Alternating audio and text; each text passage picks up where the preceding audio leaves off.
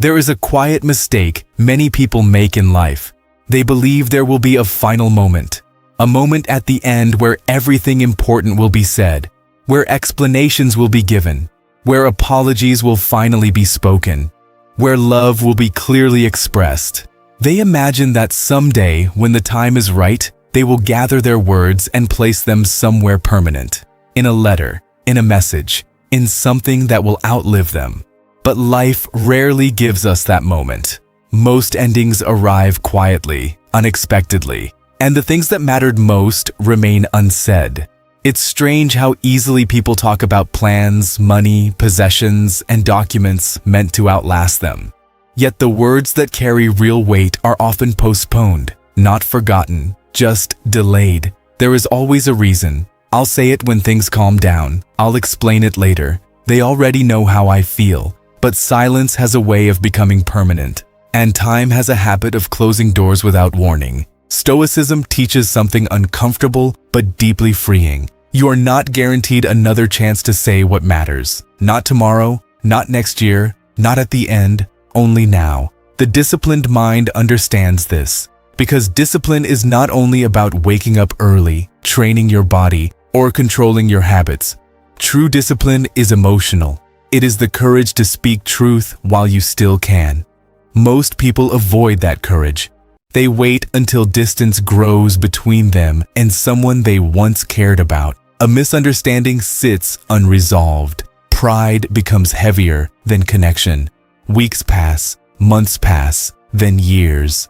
And slowly, the silence begins to feel normal. But silence is not peace. It is simply unresolved emotion learning how to hide. Think about how many relationships in this world end not with an argument, but with quiet distance. No final conversation, no honest explanation. Just two people drifting apart while both assume the other one understands. But understanding rarely survives silence. What survives silence is assumption, and assumptions are rarely kind.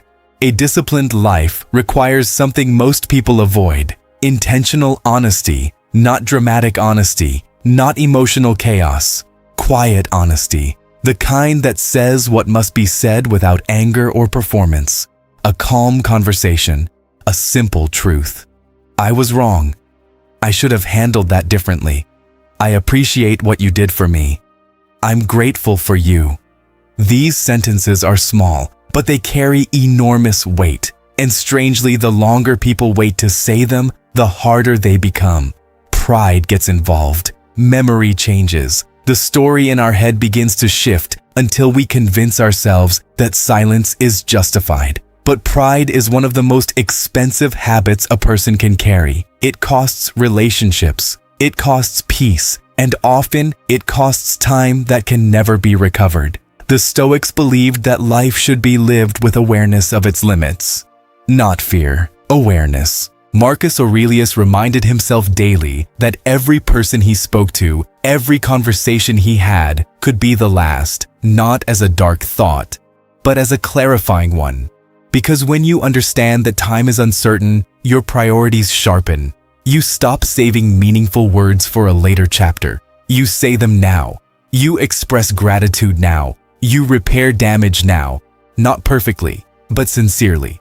Most people assume strength means emotional distance. They believe silence proves toughness, but real strength often looks very different.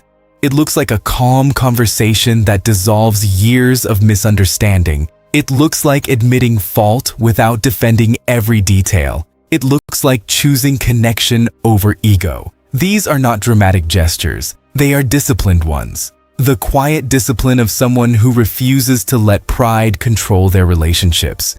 Because pride rarely protects you. It isolates you. And isolation is a heavy price to pay just to avoid a difficult sentence. Consider something simple. If tomorrow arrived and someone important in your life was suddenly gone, what would you wish you had said? Not the practical things, not the logistical things, the human things, the honest things. Those words are already waiting inside you. But most people treat them like something reserved for the distant future, as if meaning should be saved for the final chapter. But life is not written that way. The ending is not scheduled, and the disciplined person understands this. So they live differently. They do not save appreciation for later. They express it when it appears. They do not let resentment grow silently. They address it calmly before it becomes distance. They do not assume people understand their feelings. They speak them clearly, not constantly, not emotionally, just honestly. This is the quiet strength of emotional discipline, and it creates something rare in modern life. Peace, not the artificial peace of avoidance, real peace. The kind that comes from knowing that the important things have already been said, that gratitude was expressed, that apologies were not delayed for years, that love was spoken aloud rather than assumed. Most people spend enormous energy preparing for the future. Financial plans, career strategies, long-term goals, all valuable. But strangely, they neglect the simplest preparation of all, leaving no important words unsaid. Because when a life ends, possessions do not carry meaning. Memories do, voices do, moments do. A single sincere sentence spoken at the right time can remain in someone's memory for decades, long after everything else fades. So the question is not about the end of life, it's about the discipline of today. Is there someone you should thank? Someone you should forgive? Someone who deserves to hear that they matter to you? If those words exist in your mind, discipline asks you to speak them. Not dramatically, not ceremonially, just honestly. Because the strongest lives are not built only on achievement. They are built on clarity.